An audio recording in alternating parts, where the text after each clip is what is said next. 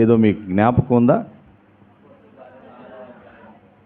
అపోస్తుల కార్యముల గ్రంథము 6వ అధ్యాయము. హల్లెలూయా. అపోస్తుల కార్యాల గ్రంథము 6వ అధ్యాయం. 6వ అధ్యాయంలో మరి 2 భాగాలు. ఒకటి, పరిచర్య కొరకు 7 అపోస్తులు పరిచర్య కొరకు పిలుపునివ్వడం, వారికి ఆ పరిచర్యను అప్పచెప్పడం. 2, మరి పరిచర్య చేస్తూ ఉన్నప్పుడు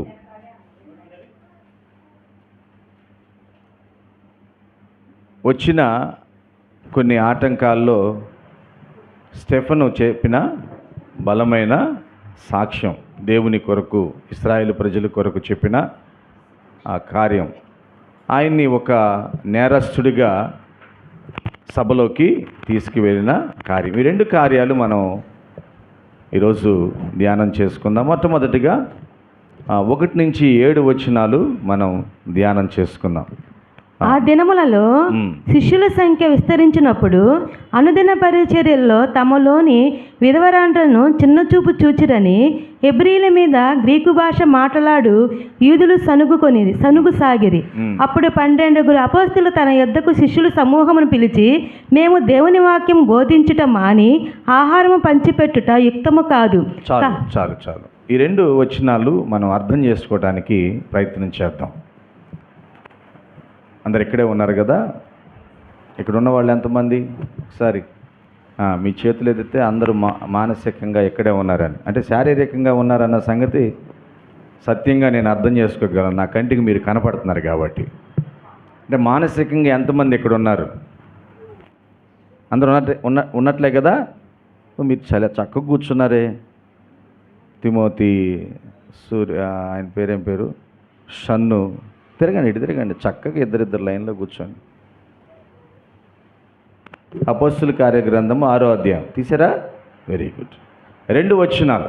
మొదటి వచనం ఏంటి అంటే, వచ్చిన ఇబ్బంది ఏంటి? సంఘములో ఇబ్బంది వచ్చింది అంటే, సహజంగా ఇది బయట ఉండాల్సిన ఇబ్బంది సంఘంలోకి రావటం కొద్దిగా చెప్పుకోవడానికి కూడా కష్టంగానే ఉంది. అంటే దీన్ని నేను మీకు అర్థం అవటానికి ఇలా చెప్పాలనుకుంటున్నాను. ఈరోజు ఆంధ్రప్రదేశ్ 2 రాష్ట్రాలుగా మారింది, తెలంగాణ, ఆంధ్రప్రదేశ్గా కదా. ఒకప్పుడు ఇది మొత్తం కలిపి ఒకే రాష్ట్రం. అలా ఉన్నప్పటికీ ఇది మాది తెలంగాణ, మీరు ఆంధ్ర వాళ్ళు అనే భావం ఇక్కడి నుంచి వెళ్ళి అక్కడ ఉద్యోగాలు చేసుకుని పనులు చేసుకునే వాళ్ళకి ఎప్పుడు ఆటంకంగానే ఉండేది కదా. మీరు ఆంధ్ర వాళ్ళు, మీరు ఆంధ్ర వాళ్ళు, మేము తెలంగాణ వాళ్ళం అని వాళ్ళు అంటూ ఉండేవాళ్ళు. కానీ వారు మాట్లాడేది తెలుగే, మనం మాట్లాడేది తెలుగే. కానీ ప్రాంతీయ భేదం సేమ్, ఇదే పరిస్థితి ఇక్కడ. చూడండి, అక్కడ మొదటి వచనం, హెబ్రీల మీద గ్రీకు భాష మాట్లాడు యూదులు సనగసాగిరి. అంటే ఆ ప్రాంతీయ ఆ ఉన్న ప్రాంతంలో ఉన్నవాళ్ళు బయట నుంచి వచ్చి అక్కడ నివసించేవాళ్ళు. అంటే బయట నుంచి వచ్చి అక్కడ నివసించిన ఆ భాష నేర్చుకుంటారుగా, కొద్ది రోజుల్లో వచ్చేసిద్ది కదా. కానీ అక్కడ వారిలాగా అనిపిస్తున్నారు ఆ భాష మాట్లాడుతుంది. కానీ వారిలో భేద అభిప్రాయం ముట్టుకుంది. మీరు వేరే ప్రాంతం వాళ్ళు, మేము ఈ ప్రాంతం వాళ్ళం, మేము లోకల్, అంతేనా బెటర్, మాది లోకల్, మీరు నాన్ లోకల్ అనే భావం, అనే వ్యత్యాసం సహజంగా సంఘం బయట ఉండాలి, సంఘంలోకి వచ్చింది. ఆది అపోస్తల సంఘంలోకి వచ్చింది అది.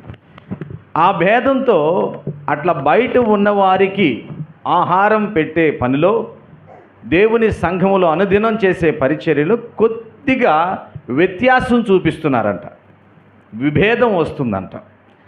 ఈ విభేదం వచ్చినప్పుడు అందరూ ఆ ఫిర్యాదుని అపోస్తుల దగ్గరికి, అంటే 12 మంది దగ్గరికి తీసుకుని వెళ్ళారు. సంఘ నాయకత్వంగా ఉన్న వారి దగ్గరికి, యేసుక్రీస్తు శిష్యులుగా పిలువబడుతున్న వారి దగ్గరికి తీసుకువెళ్ళారు. అర్థమైందా? హల్లెలూయా. ఆ ఎప్పుడైతే ఆ కంప్లైంట్ వెళ్ళిందో ఆ కంప్లైంట్ గురించి వాళ్ళు ఏమంటున్నారు, ఈ సమస్యలన్నీ మీరు తీసుకొస్తే ఈ సమస్యలన్నీ మేము పరిష్కరించుకుంటూ దేవుని వాక్యాన్ని ముందుకు తీసుకెళ్లకుండా ఉండాలా? కాబట్టి మీరే కొందరిని నియమించుకుని తీసుకుని వస్తే వాళ్ళని ఆ పరిచర్య కొరకు ముందుకి తీసుకువెళ్తాం, ఆ పరిచర్య చేయటానికి వాళ్ళని ముందుకు తీసుకువెళ్తామని వాళ్ళు అన్నారు. చూడండి 4వ వచనం. కాబట్టి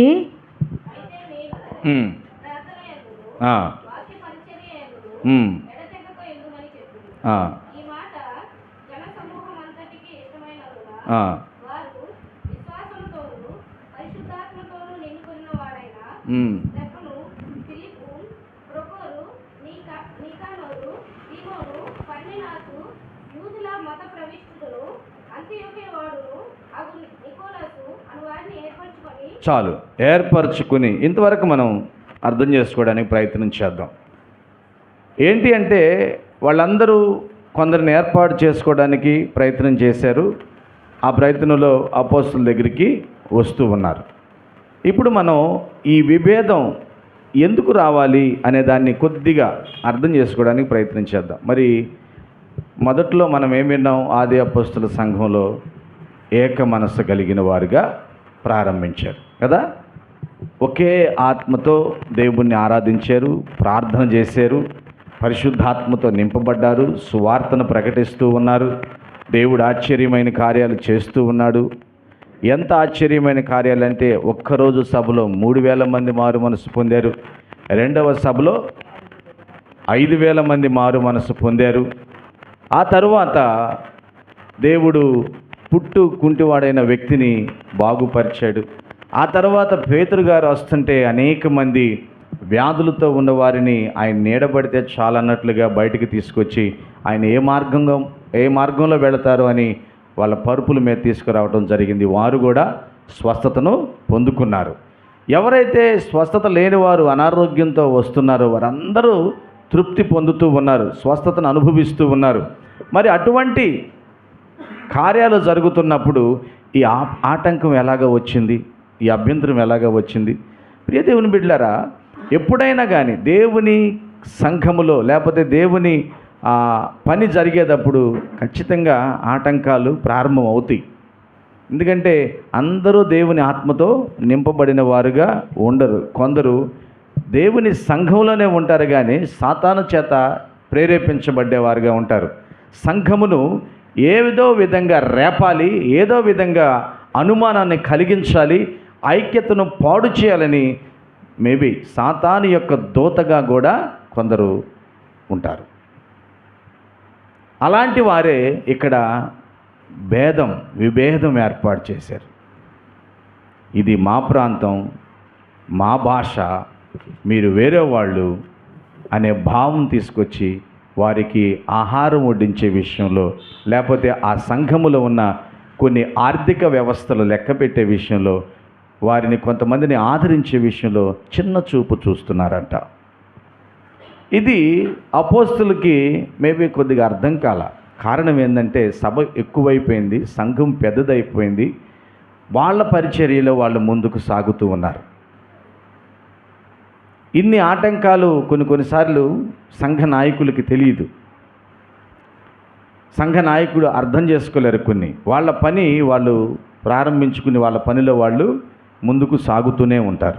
ఎందుకంటే దేవుడు ఆ పని కొరకు వారిని ఏర్పాటు చేసుకున్నాడు కాబట్టి. హల్లెలూయా, హల్లెలూయా.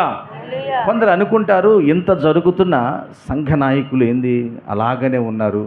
మేబీ సంఘ నాయకుల యొక్క తెలిసిన వాళ్ళు అయి ఉండొచ్చు, వాళ్ళు సంఘ నాయకుల యొక్క బంధువులు అయి ఉండొచ్చు, అందుకే వీళ్ళు సైలెంట్గా ఉన్నారు. అన్నీ తెలిసిన ఆటంకాలు అభ్యంతరాలు వస్తున్నా అని కొందరు అలా ఆలోచించి అలాగ సంఘంలో విభేదాలను ప్రారంభిస్తారు. వాక్యం వింటున్నప్పుడు ఈ దేవుని బిడ్డలారా, సంఘము ఎప్పుడైతే ఎదుగుతూ ఉంటుందో సంఘములో ఆటంకాలు కూడా అప్పుడే ప్రారంభమవుతూ ఉంటాయి. ఒక కుటుంబంలో గొడవ లేదు అని చెప్పగలిగితే సంఘములో కూడా గొడవ లేవు. దేవునికి మహిమ కలుగును గాక. ఏ కుటుంబంలో మాకు గొడవ లేదు అని భార్యాభర్తలు హృదయపూర్వకంగా యేసయ్య ఎదుట నిలబడి చెప్పగలరు? చెప్పగలరా? సమాధానం చెప్పండి. చెప్పగలరా? నేను చెబుతాను, నేను మంచి కుటుంబంగానే ఉన్నాను, కానీ ఖచ్చితంగా నా కుటుంబంలో ఏదో ఒక సమస్య ఉంటూనే ఉంటుంది. ఎందుకంటే నా దేవుడు పరిశుద్ధుడు. ఆయన పరిశుద్ధమైన దృష్టిలో నేను చేసే కొన్ని కార్యాలు అపవిత్రంగానే ఉంటాయి. యేసయ్య ముందు ఒప్పుకుంటున్నాను. ఇప్పుడన్నా చెప్పండి, నేను మంచి కుటుంబంగా ఉండగలిగాను అని దేవుని కృపలో చెప్పగలం. కానీ దేవుని దృష్టిలో ఆయన చూస్తున్నాడు, నేను ఖచ్చితంగా ఈ రోజంతా ఉన్నతంగా ఉన్నానని చెప్పగలమా? చెప్పలేము. ఒకవేళ బాగా దేవునిలో ఆరాధన కలిగి దేవుని ప్రేమ కలిగి ఎదుగుతూ ఉంటే ఖచ్చితంగా ఏదో ఒక ఆటంకం బయట నుంచే వస్తుందో, ఇంట్లో నుంచే ప్రారంభమవుతుంది. సంఘం అంటే దేవుని కుటుంబం. ఆమేన్. సంఘం అంటే ఏంది? దేవుని కుటుంబం. ప్రేమ ఉన్న చోట వ్యతిరేకతలు ఉన్నాయి, ప్రేమ ఉన్న చోట కోపతాపాలు ఉంటాయి. హల్లెలూయా. ప్రేమ లేని చోట ఎటువంటి కోపతాపాలు తావే లేదు. ప్రేమ ఎక్కువ ఉంటే ఖచ్చితంగా అక్కడ కొన్ని కోపతాపాలు, కొందరి మీద బాధ్యత కలిగిన మాటలు మాట్లాడుతూ ఉండటం, ఆ బాధ్యత కలిగిన మాటలు మాట్లాడుతున్నప్పుడు అవతల వారు నొప్పించుకోవటం కూడా జరుగుతూనే ఉంటుంది. ఈ సంఘంలో కూడా అంతే. ఆది అపోస్తుల సంఘంలో ఒక పక్క నుంచి అపోస్తులు చక్కని పరిచర్య ముందు సాగిస్తుంటే వీళ్ళు మటుకి ఆహారం తినే విషయంలో, వడ్డించుకునే విషయంలో, ఆర్థిక వ్యవస్థను, అంటే సంఘంలోకి వస్తున్న ఆ ఆర్థిక సొమ్మును సరిగా పంచిపెట్టే విషయంలో కానీ, లేకపోతే సరిగా ఆదరణ, అంటే ఎవరికైనా ఏదైనా లేదు, ఇది లేమిగా ఉంది, అయ్యా ఆ కుటుంబానికి కొద్దిగా ఆర్థికంగా ఇబ్బంది పడుతున్నారంట, వాళ్ళ ఇంట్లో అనారోగ్యం ఎక్కువ ఉందంట అని ఒక 2 కుటుంబాలను తీసుకొచ్చి సంఘ నాయకులతో చెప్పారు. మీరు చూసి వాళ్ళు నిజంగా ఎవరు ఆర్థికంగా ఇబ్బంది పడుతున్నారో వారికి మీరు సహాయం చేయండి అని సంఘ నాయకులు చెప్పారు. కానీ ఈ చేసేవాళ్ళు ఉన్నారు చూడండి, ఈ 2 కుటుంబాల్లో ఏది మనకు సంబంధించిన కుటుంబం, ఏది లోకలు, ఏది నాన్ లోకల్ అని చూసి నాన్ లోకల్గా ఉన్న వారిని చిన్న చూపు చూస్తున్నారంట. అది సమస్య. కాబట్టి ఈ సమస్య కొరకు, ఈ సమస్యను పరిష్కరించడానికి సమర్థవంతమైన నాయకులను ఎన్నుకుందాం. ఆమేన్. అందరూ చెబుదాం హల్లెలూయా. ఈ సమర్థవంతమైన నాయకులు ఎలాంటి వారుగా ఉండాలి చెప్పండి? అలాంటి వారుగా ఉండాలి. ఆత్మతోనూ జ్ఞానముతోనూ నింపబడిన వారిగా, మంచి పేరు ఉన్నవారిగా ఉండాలి. ఆమేన్. హల్లెలూయా. ఎలా ఉండాలి? ఆత్మతోనూ జ్ఞానముతో. ఎఫెసీ రాసిన పత్రిక 5వ అధ్యాయం 18వ వచనంలో ఏమంటుందంటే, మద్యముతో మత్తులై ఉండకండి, ఆత్మపూర్ణులై ఉండండి. దేవుని పని చేయాలి, దేవుని పరిచర్య చేయాలి. సంఘములో నేను ఏదో విధంగా దేవుని పనిలో ముందుకు సాగాలంటే నువ్వు మొట్టమొదటిగా పరిశుద్ధాత్మపూర్ణుడిగా ఉండాలి. మత్తుడై ఉండకూడదు. నేను పని చేస్తున్నాను, వాళ్ళు చేస్తున్నారని చెప్పి పోటీతత్వంతో కాదు నువ్వు పని చేయాల్సింది. నువ్వు దేవుని ఆత్మపూర్ణుడిగా ఉండాలి. అప్పుడే ఆ పని చేసేటప్పుడు వచ్చే ఆటంకాలను, అభ్యంతరాలను నువ్వు సమర్థవంతంగా ఎదుర్కొని తల వంచుకుని పని చేయగలవు. దేవునికే మహిమ కలుగును గాక. అందరం చెప్దాం హల్లెలూయా. అలా చెయ్యాలి అంటే దేవుని పరిశుద్ధాత్మపూర్ణుడిగా మనం ఉండాలి. పరిశుద్ధాత్మ నీలో నాలో ఉన్నప్పుడు తగ్గించుకుని ఆత్మపూర్ణులుగా మనం పని చేయగలం. చాలామంది పని చేయటం కంటే సూపర్వైజర్గా చేయటం చాలా ఇష్టం. అంటే పని చెప్పి చేయించటం, అది కూడా నైపుణ్యతే కావాలి. దానికి పరిశుద్ధాత్మ పూర్ణత ఉండాలి. ఆయన పేతురు గారు చెప్పిన అపోస్తలులందరూ చెప్పారు, ఓకే మనం ఎన్నుకుందాం, కానీ వాళ్ళు ఎలా ఉండాలి తెలుసా? పరిశుద్ధాత్మ పూర్ణులుగా ఉండాలి. 2 జ్ఞానము కలిగిన వారుగా ఉండాలి. ఆమేన్. హల్లెలూయా. యాకోబు అంటాడు, మీలో ఎవరికైనా జ్ఞానము కొదువుగా ఉన్న ఎడల ప్రభువైన యేసుక్రీస్తుని అడగండి, ఆయన ధారాళముగా జ్ఞానము లేని వారికి జ్ఞానము దయచేయను. యాకోబు 1:5. మరి జ్ఞానము ఎవరి దగ్గర ఉంటుంది? ఎవరిని కలిగి ఉంటే జ్ఞానం మనం సంపాదించుకోగలమంటే కొలస్సీలు రాసిన పత్రిక 2వ అధ్యాయం 3వ వచనంలో ఉంటుంది. బుద్ధి జ్ఞానములు సర్వ సంపదలు ప్రభువైన యేసుక్రీస్తులో గుప్తమై ఉన్నవి. హల్లెలూయా. యేసుక్రీస్తును నువ్వు కలిగి ఉంటే, యేసుక్రీస్తును నమ్మి ఆయన వాక్యానుసారంగా నువ్వు జీవితాన్ని సాగిస్తే ఖచ్చితంగా బుద్ధి జ్ఞానము సర్వ సంపదలు నీతోనే ఉంటాయి. ఆమేన్. మరి ఈ రీతిగా ఉండాలి. మంచి పేరు, మంచి పేరు. ఏంటి పేరు? ఏం పేరు? బాగా ఆశపడు అనే పేరా? ఏం పేరు కావాలి? ఏమండి, ఆ వ్యక్తి పరిశుద్ధాత్మ పూర్ణుడై ఉన్నాడు. ఆమేన్. ఆ వ్యక్తి మంచి జ్ఞానవంతుడు అనే పేరు కలిగిన వారిని 7 మీరు ఎన్నుకోండి. యూదుల యొక్క సమాజంలో వారి యొక్క సాంప్రదాయం ఏంటంటే, మొదటిగా ఎన్నుకోవాలి అంటే ఒక 7 మాత్రం పురుషుల్ని ఎన్నుకోవాలి. అది వారి సాంప్రదాయం. అందుకే ఒక 7 మీరు ఎన్నిక చేసుకోండి. మీలో ఉన్న 7 మీరు జాగ్రత్తగా చూడాలి. వారికి అర్హతలు ఉండాలి. హల్లెలూయా. అందరం చెప్దాం హల్లెలూయా. వారికి మంచి క్వాలిఫికేషన్ ఏముండాలంటే ఆత్మపూర్ణులై ఉండాలి. దేవుని ఆత్మ లేనివాడు నావాడు కాదు. ఎవరు మరి? ఆయన విరోధి, దేవునికి విరోధి. ప్రియ దేవుని బిడ్డలారా, ఈరోజు సంఘముగా పరిశుద్ధాత్మ దేవుడు నాతో మనందరితో మాట్లాడుతున్నాడు. నువ్వు ఒకవేళ సంఘములో ఒక పని చేయాలి, పరిచర్య చేయాలంటే మొట్టమొదటిగా ఆత్మపూర్ణుడిగా ఉండటానికి సిద్ధపడు. 2 జ్ఞానం కలిగి ఉండటానికి సిద్ధపడు. ఈ 2 నీకు ఉన్నాయనే విశ్వాసం కలిగి ఉండు. హల్లెలూయా. విశ్వాసం మనకి ముందుకు నడిపిస్తుంది. నాకు జ్ఞానం ఉందా లేదా అని అనుమానంతో నువ్వు ఉంటే నీకు జ్ఞానం లేనట్టే. నా జ్ఞానవంతుణ్ణి. ఆమేన్. దేవుడు ప్రతి మనిషిని ఒకే రీతిగా నిర్మించాడా? ఒకే రీతిగా చేశాడా? డిఫరెంట్గా చేశాడా? ఎంతసేపు ఆలోచించారా? ఒకే రీతిగా. ఆకారాలు వేరు, ముఖంలో కొన్ని రూపాలు వేరు అయినా, నల్ల రంగు ఎర్ర రంగు అయినా కానీ మనసు మటుకి దేవుని మనసుని అందరికి పెట్టాడు. హల్లెలూయా. నరులను దేవుడు చేసిన విధానం ఏంటి? యథార్థవంతుడిగా, నీతిమంతుడిగా. ఫస్టే మనలాంటి వాడు, నాలాంటి వాడు, నా స్వరూపం, నా రూపం, నాలాంటి వాడిని చేద్దాం, మనలాంటి వాడిని చేద్దాము రండి. హల్లెలూయా. అంటే ప్రతి మనిషి మంచివాడు, జ్ఞానవంతుడు, యథార్థవంతుడిగానే దేవుడు చేశాడు.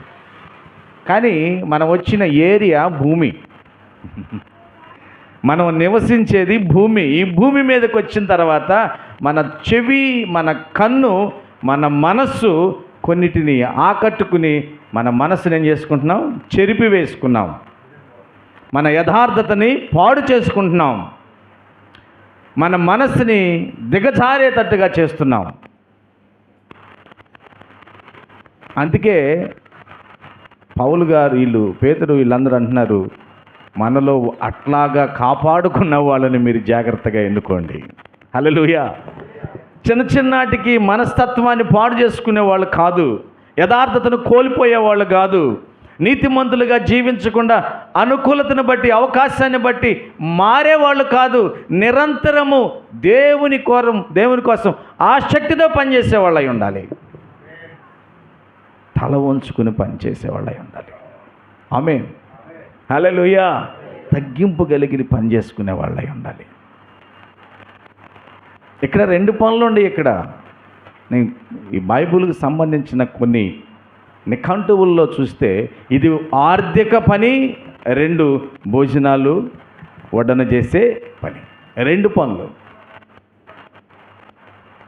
ఆర్థిక పని కూడా వాళ్ళే చేయాలి. అంటే సంఘంలో వస్తున్న ఆ సొమ్ముని ఎలాగా వాడాలి, అకౌంటబిలిటీ కరెక్ట్గా చేసేవాళ్ళుగా కూడా వీళ్ళని ఎన్నుకున్నాడు దేవుడు. దేవునికే మహిమ కలుగునుగాక. అది నా సొమ్ము కాదు, దేవుని సొమ్ము అనే ఒక భయము, భక్తి కలిగి వాడాలి.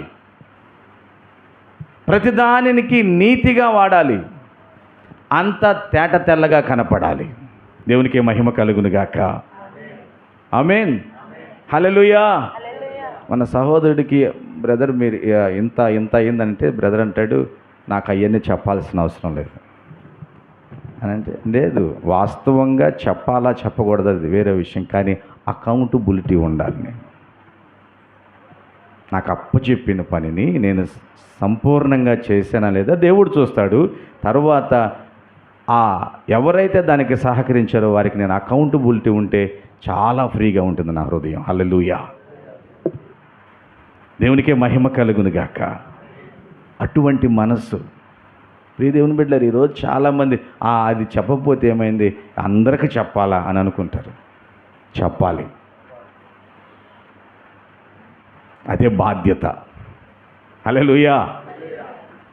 భార్యలు మీ భర్తలకి అకౌంటబిలిటీ కలిగి ఉన్నారా? అన్నీ చెప్పాలా, నమ్మకం లేదా? అది ఒక పెద్ద డైలాగ్ ఒకటి వేస్తారు. నేనంటే నీకు నమ్మకం లేదు కాబట్టి లెక్కలు అడుగుతున్నావు. నమ్మకం లేక కాదు, బాధ్యతగా ఉంటారని. నువ్వు ఎట్టవాడినా ఒకటే, కానీ బాధ్యతగా అప్పచెప్పాలి. హల్లెలూయా. భర్తలు, తమ్ముళ్ళు, అన్నయ్యలు మనకెవరు ఉన్నారు అనుకోమాకండి, మనకు దేవుడు ఉన్నాడు. మనం కూడా దేవుడు మనకిచ్చే సంపదను బట్టి భార్య బిడ్డలకు అకౌంటబిలిటీ కలిగి ఉండాలి. చాలామంది చెప్పరు, ఎంత వచ్చింది చెప్పరు, ఎంత వాడే. కొంతమంది జీతాలే చెప్పరు భార్యలకి. అదే యథార్థత. కొంతమందిని అడిగాను నేను, మీ భర్త జీతం ఎంత వచ్చింది అని. అంటే వాళ్ళు అనుకున్నారు ఈయనకేదో కానుక కావాలని అడుగుతున్నారు అనుకుంటున్నారు. కాదు, నాకెందుకు కానుక, మీ కానుకలు మీతోనే ఉండాలి. హల్లెలూయా. చాలు. నా దేవుడు సమృద్ధి కలిగిన దేవుడు. ఆమేన్. ఏం మాట్లాడా నిన్న ఆదివారం నాతో దేవుడు, ఎవరికైనా జ్ఞాపకం ఉందా? పురుషుల కూడికి 8 మంది వచ్చారు నిన్న. 8 వచనాలు ధ్యానం చేశాం. హల్లెలూయా. నాతో దేవుడు మాట్లాడిన మాట ఏంది? మాకేం తెలుసు మీతో మాట్లాడింది అనుకుంటున్నారా? సరే, మీరు ఇక్కడ ఉన్నవారు, పురుషులు ఉన్నవారుగా మీతో మాట్లాడిన ఒక్క వచనం చెప్పండి. ఎవరైనా ఉన్నవాళ్ళు ఉంటాడు? రవితో క్లారిటీగా మాట్లాడాడు. ఓ రవి, పరిగెడుతున్నావు, ఎక్కడి నుంచి వచ్చింది నీకు సహాయం అన్నాడు. అంతేనా? అందరికీ అర్థం అవడానికి నీ పేరు చెప్పా. మా బాబుతో మాట్లాడాడు, చక్కని మాట. విజ్ఞాన భారతి అనుకోబాక, ఎవరో ఉంటారు అనుకోబాక, నా వైపు చూడు అని. హల్లెలూయా. నాతో ఏం మాట్లాడాడు తెలుసా? ఇశ్రాయేలును కాపాడువాడు కునుకడు. హల్లెలూయా. నేను ఇశ్రాయేలును కాపాడిన దేవుడను, నిన్నెందుకు కాపాడలేను? మన దేవుడు అంత గొప్ప దేవుడు. కాబట్టి మనం ఉండాల్సింది ఏంటంటే, ఒక ఎదుటి వ్యక్తికి అకౌంటబిలిటీ కలిగి ఉండాలి. ఇవన్నీ ఉండటానికి కొంతమందిని శిష్యులుగా ఎన్నుకుంటున్నారు. ఆ ఎన్నుకునే వాళ్ళు ప్రాముఖ్యమైన వారుగా 2 ఉన్నారు. ప్రాముఖ్యమైన వారుగా ఎవరు వాళ్ళు? స్టెఫను, ఫిలిప్పు. ఆ తర్వాత ప్రోకోరు, నీకానోరు, తీమోను, పెర్మేవాసు, యూదుల మత ప్రవిష్టుడును అంతియోకయ వాడును అగు నికోలాసు అను వారిని ఏర్పరచుకునేది. ఈ నికోలాసు ఈయన కూడా నాన్ లోకలే. లోకల్ కాదు.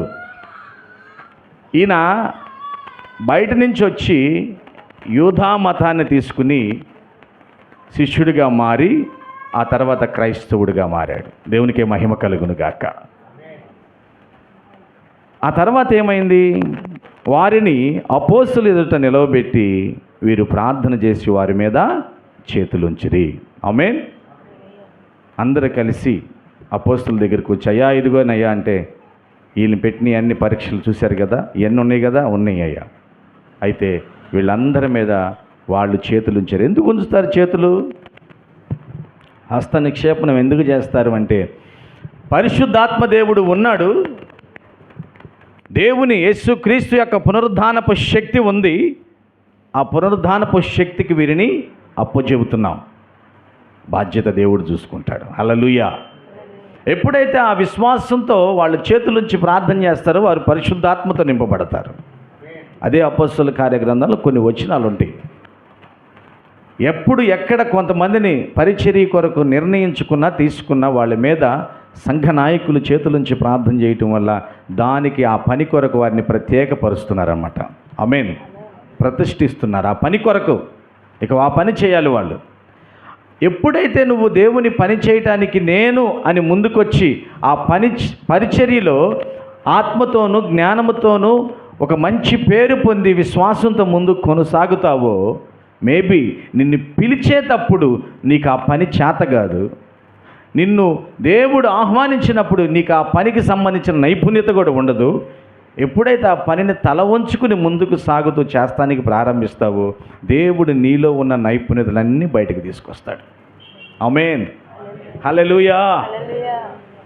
దేవుడు మనలో ఉన్న నైపుణ్యతలని, వాస్తవానికి నాకు వంట చేయటం అసలు తెలియని పని. నేనుందేమో అమ్మోళ్ళ దగ్గర చాలా తక్కువ, అమ్మమ్మోళ్ళ దగ్గర ఎక్కువ పెరిగాను. వాళ్ళు చాలా గారాభంగా పెంచారు నన్ను, మా అమ్మమ్మ మా తాతయ్య వాళ్ళు. పని చేత కాదు, పని చేయను నేను. అలాంటిది యేసుక్రీస్తే నా రక్షకుడని అంగీకరించిన తర్వాత మొట్టమొదట నేర్చుకుందే వంట పని. సంఘస్థులకి వంట చేయటం. దేవునికి మహిమ కలుగును గాక. దేవుని బిడ్డలకి ఒక రుచి కలిగిన ఆహారాన్ని తయారు చేసి ఇవ్వటం. ఆమేన్. అంటే ఎప్పుడైతే తల వంచుకుని దేవుని పిలుపుకు లోబడ్డానో అధికమైన నైపుణ్యతను దేవుడు నాకు ఇచ్చాడు. ఇప్పుడు ఏ ఇబ్బంది లేదు. ఎంతమంది ఉన్నా ఎవరైనా ఒకవేళ ఇబ్బంది రాలేకపోతే, పనిచేసే వాళ్ళు దొరకకపోతే ఖచ్చితంగా మనం కలిసి పని చేసుకోగలిగిన సామర్థ్యత దేవుడు ఇచ్చాడు. ఆమేన్. అందరూ చెప్దాం హల్లెలూయా, హల్లెలూయా. ప్రియ దేవుని బిడ్డలారా, ఎప్పుడైతే తల వంచుకుని ముందుకు వచ్చారో దేవుడు వారిని అభిషేకించి ఆ పని కోసం ప్రత్యేకపరిచాడు. ఆ తర్వాత వారిలో ఉన్న అధికమైన నైపుణ్యతలు బయటకు వచ్చినాయి. అంటే ఏమొచ్చినాయి? 7వ వచనం, దేవుని వాక్యము ప్రబలమై శిష్యుల సంఖ్య యెరూషలేములో బహుగా విస్తరించెను, మరియు యాజకులలో అనేకులు విశ్వాసమునకు లోబడ్డారు. ఈ పరిచర్య ఎప్పుడైతే ప్రారంభమైందో అందరూ ఐక్యతగా, నెమ్మదిగా, చక్కగా పనిచేశారండి. ఆమేన్. చాలా ఉన్నతంగా పనిచేశారండి. ఆ పని వల్ల సంఘం అభివృద్ధి చెందిందంట. ఎవరు మారారంటే యాజకులలో అనేకులు ప్రభువునందు విశ్వాసం ఉంచారు. ఆమేన్. హల్లెలూయా. ప్రియ దేవుని బిడ్డలారా, చూడండి ఆది అపోస్తుల సంఘం ఎంత అద్భుతంగా ఉందో. దీన్ని ఒక పిక్చర్ లాగా మనం చూస్తుంటే అంత అందంగా కనపడుతుందో. చిన్న అభ్యంతరం వచ్చింది, సంఘం వెళ్ళి నాయకులకు చెప్పింది. వాళ్ళు ఒక నిర్ణయం తీసుకున్నారు, పరిచర్యకి ఏర్పాటు చేసుకున్నారు. వాళ్ళు ఆ ఏర్పాటు తర్వాత ముందుకు సాగారు. దేవుడు సంఘాన్ని ఆశీర్వదిస్తూ ఉన్నాడు. ఆమేన్. హల్లెలూయా. వినయము గలవారిని తగిన సమయమున హెచ్చించువాడవని, వినయము గలవారిని తగిన సమయమున హెచ్చించువాడవని, నీవు వాడు పాత్రనై నేనుండుటకై, పాడాలి. నీవు వాడు పాత్రనై నేనుండుటకై నిలచియుందును పవిత్రతతో. హల్లెలూయా యేసయ్యా నీకే, హల్లెలూయా యేసయ్యా నీకే స్తోత్రమయ్యా. మహాగణుడవు, మహోన్నతుడవు, పరిశుద్ధ స్థలములోనే నివసించువాడవు, మహాగణుడవు, మహోన్నతుడవు, పరిశుద్ధ స్థలములోనే నివసించువాడవు. 8వ వచనం, స్టెఫను కృపచేతను బలము చేతను నా బలముతోను నిండిన వాడై ప్రజల మధ్య మహత్కార్యములను గొప్ప సూచక క్రియలను చేయుచుండెను. ఏం చేస్తున్నాడు స్టెఫను?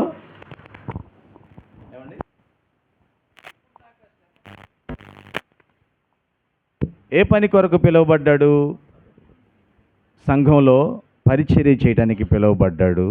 భోజనాలు వడ్డించే విషయం కావచ్చు, లేకపోతే ఆర్థికమైన వ్యవస్థను చూసుకునే విషయం కావచ్చు. ఎప్పుడైతే ఈ కార్యం జరిగింది, సంఘంలో మళ్ళీ తిరిగి ఐక్యత ప్రారంభమైంది. ఈ ఐక్యత ప్రారంభమైనప్పుడు సంఘం ఏమవుతుందంట? విస్తరిస్తూ ఉందంట. హల్లెలూయా, హల్లెలూయా. ప్రియదేవుని బిడ్డలారా, సంఘం విస్తరించాలంటే, సంఘం యేసుక్రీస్తుకి పరిమళ సువాసనగా మారాలంటే అతి ప్రాముఖ్యమైనది సంఘ ఐక్యత. ఆమేన్. కుటుంబ ఐక్యత. ఎప్పుడైతే ఇది కొదువవుతుందో దాన్ని గమనించి వెంటనే మనం ఏం చేయాలి? దేవుని వైపు తిరగాలి.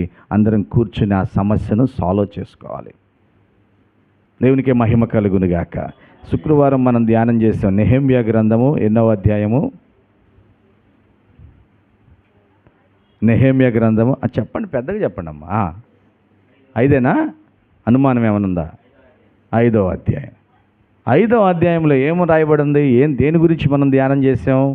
అంతర్గత సమస్య వచ్చింది. అందరూ పని చేస్తున్నారు, అంతర్గత సమస్య వచ్చింది. ఏంది అంతర్గత సమస్య? అందరూ పనులు మానుకుని, వ్యవసాయం మానుకుని పనికి వచ్చారు, ఆహారం లేదు. కరువు వచ్చినట్టు వచ్చింది, ఆహారం లేదు. అలాగని లోనే పెట్టుకుని ఆ నాయకుడి మీద సొనుక్కోట్ల నాయకుడిని తిడతలేదు.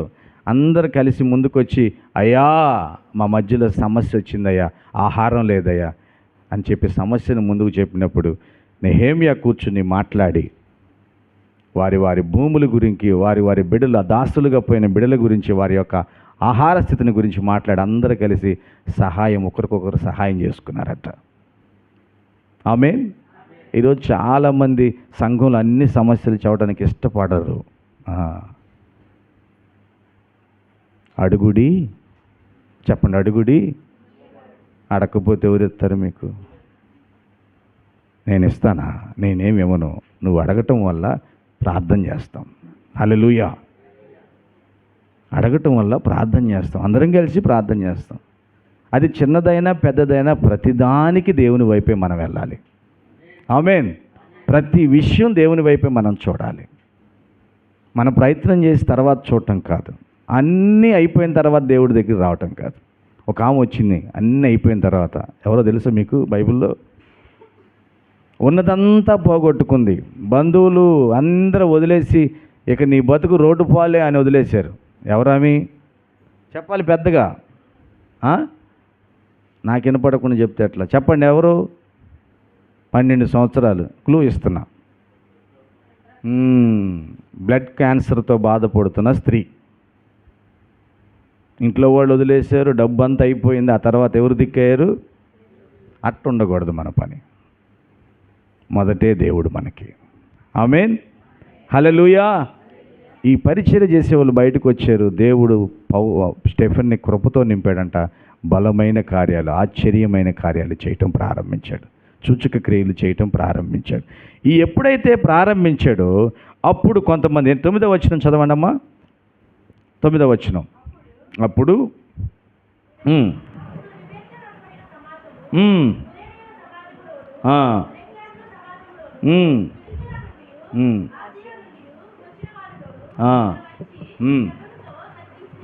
ఇప్పుడు ఎప్పుడైతే దేవుని బలమైన కార్యం ప్రారంభమైందో కొంతమంది అనేక ప్రాంతాల నుంచి సమాజంగా వచ్చి ఆయన్ని వాక్యం, ఎందుకు నువ్వు ఇలా చేస్తున్నావు, ఎంతమందిని ఎందుకు ఇలా బాగు చేస్తున్నావు, దీనికి కారణం ఏంటి, ఇలా చేయటం తప్ప ఒప్ప అని తర్కించడం ప్రారంభించారంట. ఎక్కడ ఉంది నువ్వు ఇలా చేయమని? ఏ హక్కుతో చేస్తున్నావు? ఏ అధికారంతో ఈ పనులు చేస్తున్నావు? దేవుని వాక్యం అని చెప్పి ఎందుకు అనేక మందిని ఇటువైపు మళ్ళిస్తున్నామని అనేక మంది సమాజాలుగా వచ్చారు. ఒకటా రెండా? ఎన్ని సమాజాలు అక్కడ చూడండి. అక్కడ ఎన్ని సమాజాలు? లిబెర్తీలు అనబడిన సమాజము, కురేని అనబడిన సమాజము, అలెగ్జాంద్రియా సమాజము, కిలికియా నుండి, ఆసియా నుండి వచ్చిన వారిలో కొందరు, అంటే 5 సమాజాలు కలిసి ఒక్క వ్యక్తి మీద ఇబ్బంది పెట్టాలని ప్రయత్నం చేస్తున్నారు. ఇబ్బంది పెట్టాలని ప్రయత్నించి 10వ వచనం, మాటలాడు యందు అతడు అగపరిచిన జ్ఞానమును అతనిని ప్రేరేపించిన ఆత్మను వారేరింపలేకపోయిరి. అప్పుడు వారు వీడు మోషే మీదను దేవుని మీదను దూషణ వాక్యము పలుకగా మేము వింటిమని చెప్పుట మనుషులను కుదుర్చుకొని ప్రజలను పెద్దలను శాస్త్రులను రేపి అతని మీదకు వచ్చి అతనిని పట్టుకొని మహాసభ యొద్దకు తీసుకొని పోయి అబద్ధపు సాక్ష్యం నిలబెట్టిరి. చాలు చాలు. ఇప్పుడు మామూలుగా వచ్చి అడిగారు, వల్లయిందా? వల్లగాల. ఎలాగా చెబుతున్నాడు స్టెఫెన్ సమాధానం? దేవుని ఆత్మతో నింపబడి చెబుతున్నాడంట. హల్లెలూయా. జ్ఞానంతో మాట్లాడుతున్నాడంట. యేసుక్రీస్తుని కూడా చాలామంది ఇబ్బంది పెట్టాలనుకుని ఒకసారి దుర్గాదేవి ఇటును ఒకసారి యేసుక్రీస్తు దగ్గరకు వచ్చి ఏదో ఒక విధంగా ఆయన్ని మాటలతో మభ్య పెట్టాలి, తప్పు దోవ పట్టించాలని కైసరికి పొందీటు న్యాయమా కాదా అన్నారట. కైసరకు పొన్ని ఇవ్వటం న్యాయమా కాదా అంటే అధిపతి, అప్పుడు కైసరు అధికారి ఏం చెబుతాడో చూద్దాం, ఏం చెబుతాడో చూద్దాం అని ఎదురు చూస్తున్నారు. యేసుక్రీస్తు వారు సర్వజ్ఞాని. హల్లెలూయా. బుద్ధి జ్ఞానములే ఆయనే మనకిస్తాడు. మరి ఆయనకి మనం బుద్ధి జ్ఞానాలు నేర్పించగలమా? వల్లవుతుందా? కాదు. వెంటనే ఆయన అన్నాడు, మీ దగ్గర ఉన్న ఒక కాయిన్ నాకు ఇవ్వండి అని అన్నాడు. ఆ కాయిన్ ఇస్తే, దీని మీద ఈ ముద్ర ఎవరిది? కైసరది. ఇప్పుడు మనకు రూపాయి మీద ఏం ముద్ర ఉంటుంది? మన భారతదేశ పార్లమెంట్ ముద్ర ఒకటి ఉంటుంది కదా, సింహాలది. అలాగే అప్పుడు ఆ దేశంలో ముద్ర ఒకటి ఉంది, అది కైసరు బొమ్మ ఉంది. అప్పుడు అన్నాడు, ఈ కైసరు బొమ్మ ఉన్నదేమో కైసరికి ఇవ్వండి, దేవునిదేమో దేవునికి ఇవ్వండి అన్నాడు. అబ్బా, మీరు కొట్టలేదు కానీ అక్కడ వాళ్ళు బాగా చప్పట్లు కొట్టారు. అక్కడ ఉన్న వాళ్ళందరూ బాగా ఆయన శిష్యులు లేదు, అబ్బా ఏం చెప్పేవయ్యా, వీళ్ళు నిన్నేదో ఇబ్బంది పెట్టాలనుకుని వచ్చారు కానీ సరిగ్గా సమాధానం చెప్పావు. ఈ 5 సమాజాలలో వచ్చి స్టెఫన్ ఏదో ఇబ్బంది పెట్టాలనుకున్నారు. ఆయన చెప్పే సమాధానానికి వారు తట్టుకోలేకపోతున్నారు. ఇక ఏం చేయాలి? ఏదో విధంగా ఈ నోరు మూపించాలి, ఏదో విధంగా ఇతని పరిచర్యను ముందుకు సాగకుండా చేయాలి అని కొంతమందికి డబ్బులు ఇచ్చారంట. అబద్ధమైన సాక్ష్యాలు చెప్పండి, ఈ మోషే ధర్మశాస్త్రాన్ని వేరే విధంగా బోధిస్తున్నాడని చెప్పండి అని కొంతమందికి కూలిచ్చి ఇతను తీసుకుని సన్హెడ్రిన్ సభకు ముందు నిలబెట్టాడు. ఆయన అరెస్ట్ చేసి సభ ముందు నిలబెట్టేశారు. ఇక విచారణ ప్రారంభమైంది. ఆ సభలో 71 మంది ఉంటారు. ఈ 71 మంది స్టెఫెను వైపు చూస్తున్నారు. స్టెఫెను చెబుతుంటే మాటలు వాళ్ళకి జవాబు రాట్లా. దేవునికే మహిమ కలుగునుగాక. దేవుడు దేవుని బిడ్డలకు అత్యధికమైన జ్ఞానాన్ని ఇచ్చాడు, దాంట్లో ఎటువంటి సందేహము లేదు. ఆమేన్. ఒకసారి పక్క వాళ్ళతో చెప్పండి, దేవుడు నీకు అత్యధికమైన జ్ఞానం ఇచ్చాడు. ఆమేన్. దేవుడు నీకు అత్యధికమైన జ్ఞానం ఇచ్చాడు, దాంట్లో ఎటువంటి సందేహం లేదు. దేవుని బిడ్డలుగా మనం మాట్లాడుతున్నప్పుడు అవతల వాళ్ళు అర్థం చేసుకోవడానికే కష్టం. మనం వెర్రి వాళ్ళం కాదు, మనం బుద్ధిహీనులం అయితే కాదు. ఆమేన్. ప్రపంచానికి జ్ఞానాన్ని నేర్పించిన వ్యక్తులు ఇశ్రాయేలు ప్రజలు. హల్లెలూయా. ఈరోజు నీ చేతిలో పెన్ను ఉంది అంటే అది దేవుని బిడ్డలు దేవుని దగ్గర నుంచి తీసుకున్న జ్ఞానాన్ని బట్టే. ఆమేన్. ఈరోజు ఇంత నాగరికతను మనం కలిగి ఉన్నామంటే దేవుని బిడ్డలకు ఇచ్చిన జ్ఞానమే. మరి ఈరోజు దేవుడు నీకు ఇచ్చిన జ్ఞానంతో నువ్వేం చేస్తున్నావు? ఇదే ప్రశ్న. స్టెఫెన్ గారికి జ్ఞానాన్ని ఇచ్చాడు దేవుడు. ఆయన గొప్ప పని చేస్తున్నాడు. ఆయన పని చేస్తూ, అప్పచెప్పిన పని చేస్తూ ఇంకా పని చేస్తున్నాడు. పూర్వంలో మనలో కూడా కొందరు ఉండేవాళ్ళు, నాకు అప్పచెప్పిందే నేను చేస్తా, ఇంకా ఎక్స్ట్రా ఎక్కువ తక్కువ నేను చేయను అనేవాడు. అది మీ ఇష్టం. అంతవరకే ఆగాల మీరు? అభివృద్ధి చెందాలా? ఆమేన్. అభివృద్ధి చెందాలి. అసలు మనం ఎటువంటి వాళ్ళం? మనం దేవుని పని చేయటానికి ఏమైనా అర్హులమేనా? అలాంటి వారిని దేవుడు పిలిచి పని చేయండి అంటే చాలామంది ఇదైతే నేను చేయను, అదైతే నేను చేస్తాను, ఇంతవరకే చేస్తాను. ఎంతటి వాడను నేను యేసయ్యా, కొంతైన యోగ్యుడను కానయ్యా. ఎంతటి వాడను నేను, కొంతైన యోగ్యుడను కానయ్యా. ఇంతగా నన్ను హెచ్చించుటకు, ఈ స్థితిలో నన్నుంచుటకు, ఇంతగా నన్ను హెచ్చించుటకు, ఈ స్థితిలో నన్నుంచుటకు. ఎంతటి వాడను నేను, కొంతైన యోగ్యుడను కానయ్యా. ఎప్పుడైనా అనుకుంటాం అలాగా? అనుకోం. అంత తొందరగా రాదా మనసు? ఎందుకో నాకేం తక్కువ అనుకుంటాం. ముందు అలాగ అనుకోవటం తప్పులేదు, కానీ అసలు నేను ఎలాంటి వాడిని ఇలాగ రావటానికి, ఇలాగ దేవుణ్ణి ఆరాధించడానికి, ఆ దేవుడు నన్ను గుర్తించడానికి, నా కొరకే నేను చేసిన ప్రతి పాపము కొరకు ఆయన బలిగా అర్పించబడటానికి, ఆయన వెలను చెల్లించటానికి, ఆ వెల ద్వారా నేను స్వతంత్రుడిగా మారటానికి ఎంతటి వాడిని నేను.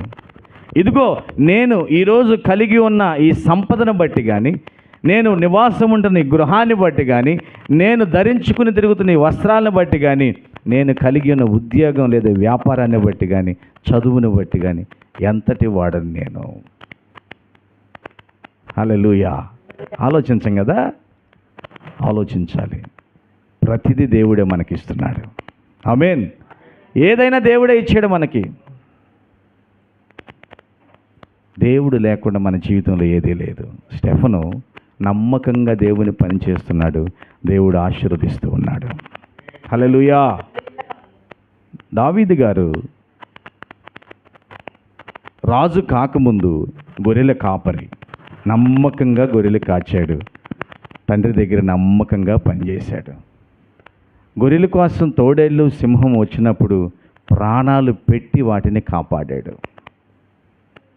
ప్రాణాలకు తెగించి గొర్రెలకు సింహం మధ్యలో, తోడేళ్ళకు సింహం మధ్యలో నిలబడ్డాడు. ఎంత నమ్మదగిన వ్యక్తి. దేవుడు ఆ నమ్మకాన్ని, ఆ గొప్ప మనసును చూసి దేవుడు ఒకానొక దినంలో రాజుగారి కోటలకు తీసుకొచ్చాడు. దానికంటే ముందు దావీదు ఒక మంచి ఆరాధన వీరుడు. సౌలు మహారాజుకి దెయ్యం పట్టేది. దెయ్యం పట్టినప్పుడల్లా ఆ దెయ్యం పోవాలంటే దావీదు గారిని పిలిచేవాళ్ళు. దావీదు గారు వచ్చి ఆ సితారా తీసుకుని చక్కగా పాట పాడుతూ దేవుణ్ణి ఆరాధిస్తుంటే సౌలు గారి దగ్గర నుంచి దెయ్యం వెళ్ళిపోయేది. ఇక అంటాడు, పొద్దుదాకా వెళ్ళి రావటం ఎందుకు, కోటలోనే ఏదో ఒక పని చేయండి ఈ దావీదుకి అన్నాడు. హల్లెలూయా. కోటలోనే ఏదో ఒక పని ఇచ్చేయండి, ఏదో ఒక పని చేసుకుంటా ఉన్నాడు. ఆ పనిలో ఎదుగుతూ ఉన్నాడు. చిన్న పరిచర్య చేసుకుంటా ఉన్నాడు కోటలో. ఎంతలో గొలియాతును చంపే అవకాశం వచ్చింది. దేవునికి మహిమ కలుగునుగాక. గొలియాతును చంపిన తర్వాత సౌలు తన కుమార్తెనిచ్చి పెళ్లి చేశాడు.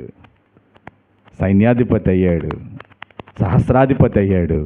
ఆ తరువాత రాజుగా మార్చబడ్డాడు. ఆమేన్. గట్టిగా చప్పలు కొడదాం. హల్లెలూయా.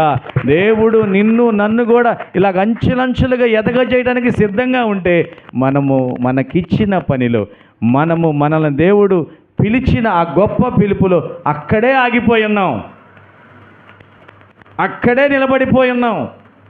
నమ్మకత్వాన్ని చూపించి ముందుకు సాగితే దేవుడు స్టెఫెన్ ఆశీర్వదించినట్టు, ఫిలిప్పును ఆశీర్వదించినట్లు, అనేక మంది శిష్యులను ఆశీర్వదించినట్టు నిన్ను నన్ను కూడా ఆశీర్వదిస్తాడు దేవుడు. ఆమేన్. హల్లెలూయా. నమ్మకంగా పని చేయాలి. మనకైతే చాలా తక్కువ, చిన్న పని. కొన్ని సంఘాల్లో వాష్రూమ్స్ కూడా 10 ఉంటాయి, 20 వాష్రూమ్స్. కొంతమంది గజెట్ ఆఫీసర్లు అంటే ఒక గ్రూప్ 1 కేటగిరీలో ఉన్న వాళ్ళు వెళ్ళి ఉదయాన్నే ఆ బాత్రూమ్లన్నీ క్లీన్ చేస్తారంట. దేవునికి మహిమ కలుగును గాక. ఆనందంగా పాటలు పాడుతూ పని చేస్తారు. వారి యొక్క తగ్గింపును చూసి క్రొత్తగా వస్తారే కొంతమంది దేవుని సన్నిధికి, వాళ్ళు వీళ్ళ దేవుడేం దేవుడు, వీళ్ళ గొప్పతనం ఏంది, వీళ్ళకి ఆఫీసులోకి వెళ్తే వాళ్ళ దగ్గర మనం చేతులు కట్టుకుని ఉంచోవాలి. ఇక్కడికి వస్తే ఆ దేవుని గొప్ప ప్రసన్నత ముందు వాళ్ళు తల ఒగ్గి పని చేస్తున్నారు. హల్లెలూయా. ఆ తగ్గింపును చూసి మారు మనసు పొందుతారు అనేక మంది. వాక్యం వింటున్న ప్రియ దేవుని బిడ్డలారా, పరిచర్య కొరకు మనం తల ఒగ్గి పని చేయాలి, తగ్గింపుతో పని చేయాలి. అప్పుడు దేవుడు ఆశీర్వదిస్తాడు. ఇంకా సమృద్ధి జ్ఞానాన్ని దేవుడు ఇస్తాడు. ఆమేన్. ఇంకా గొప్ప జ్ఞానంతో దేవుడు మనల్ని నింపుతాడు. ఆ రీతిగా దేవుడు నింపుతున్నాడు. చివరి వచ్చిన ఒకసారి మనం చదువుదాం. సభలో కూర్చున్న వారందరూ అతని వైపు తేరి చూడగా అతని ముఖము దేవదూత ముఖమును వలె వారికి ఆగపడెను. ఎలా ఆగపడిందంట అంటే ఫుల్ లైటింగ్తో, వెలుగుతో ముఖం మెరుస్తూ ఉన్నాము. చూడలేకపోయారు. ఏమండి అంటే మనం ఒక రకంగా ఆలోచిస్తే లోకంలో ఏమన్నా స్పెషల్ క్రీములు వాడాడంటావా స్టెఫెన్? ఏం తులసి? Powerful, costly వాడాడంటారా? ఎందుకు మరి అంత ముఖం అంత తేజస్సుగా కనపడుతుంది? అమ్మా, నిజాయితీగా ఉన్నాడు. Very good. ఇంకా పరిశుద్ధాత్మతో ఉన్నాడు. ఇంకా అంత చక్కగా ఆయన ముఖం తేజస్సుగా కనపడడానికి కారణం రత్నం చెప్పాలి. ఎందుకు స్టెఫెన్ మొహం? దేవుడు మహిమ గనుక. Very good. ఇంకా బాగా చదువుతున్నారు మీరు, మంచోళ్ళు. అందరం గేటుకు చెప్పలు కొడదాం. హల్లెలూయా. చాలా చక్కగా చెబుతున్నారు. పేటర్ చెప్పాలి, ఆలోచించాలి. ఎందుకు ముఖం అంత? నాకు ఈ పదమే నన్ను దేవుని వాక్యం వైపు, ప్రార్థన వైపు ఆకర్షించింది. ఈ పదం బైబిల్ చదువుతూ ఉన్నప్పుడు నిర్గమకాండంలో మోషే గురించి రాయబడి ఉంటుంది. ఈ పదం దేవుని కొండ అయిన ఆ కొండ మీదకి దేవునితో వెళ్ళి కలుసుకుని 40 పగళ్ళు 40 రాత్రులు దేవునితో గడిపి ఆయన పలకలు తీసుకుని కిందకు వచ్చినప్పుడు ఇశ్రాయేలు ప్రజలు మోషే ముఖం వైపు చూడలేకపోయారంట. మోషే మొహము దేవదూత ముఖము వలె ఆయన ఆ ముఖ చర్మం కాంతి వెలిగిపోతుందంట 40 రోజులు ఉన్నందుకే. వెంటనే నాకు ఆకర్షణ వచ్చేసింది. ఆ కాంతి నాకు కావాలి ప్రభు అనుకున్నా నేను. ఆమేన్. హల్లెలూయా. నాకు కావాలది, ఆ మహిమ, ఆ గొప్ప వెలుగు నాకు కావాలని నేను ఆశపడి కొన్ని దినాలు ప్రార్థన చేసేలాగా. దేవునికి మహిమ కలుగునుగాక. ఎందుకు అంత గొప్పగా మహిమ, అంత గొప్పగా వెలుగు ఉందంటే ఆయన దేవునితో నడుస్తున్నాడు. హల్లెలూయా. దేవుని వాక్యానుసారంగా పనిచేస్తున్నాడు. తల ఒగ్గి లోబడి పనిచేస్తున్నాడు. మరణముకైనా ముందుకెళ్తానికి సిద్ధంగా ఉన్నాడు. ఆయన ముఖాన్ని చూడలేకపోయారు. అనేకమైన ప్రశ్నలు వేయటం ప్రారంభించారు. సభ ప్రారంభమైంది, కానీ ఎవరు ఆయన మాటలతో కూర్చోపెట్టలేకపోయారు. ప్రియ దేవుని బిడ్డలారా, ఒకసారి మనం ఆలోచిద్దాం. ఈరోజు మనం ఎలా ఉన్నాం? మన పరిచర్య, దేవుడు అప్పచెప్పిన పనిలో నువ్వు ఎలాగ ముందుకు నడుస్తున్నావు? జ్ఞానంతో వెళుతున్నావా? నిజంగా జ్ఞానం కలిగి నాకు జ్ఞానం ఉందని నమ్ముతున్నావా? అప్పచెప్పిన పని అంతవరకే ముగించావా? మరలా నేను అధికమైన పని చేయాలని చెప్పి దేవుని సహాయం కోరుకుంటున్నావా? స్టెఫన్ అయితే ఆశ్చర్యమైన కార్యాలు, మహత్తరమైన కార్యాలు చేస్తున్నాడంట. ఆమేన్, హల్లెలూయా. ఆ రీతిగా మనం మారాలి ప్రియదేవుని బిడ్డ. ఆ రీతిగా మనం ముందుకు సాగేవారిగా ఉండాలని మనం చేస్తూ ఈ కొద్ది మాటలు ముగిస్తాం. దేవుడు మనందరిని దీవించునుగాక. ఆమేన్.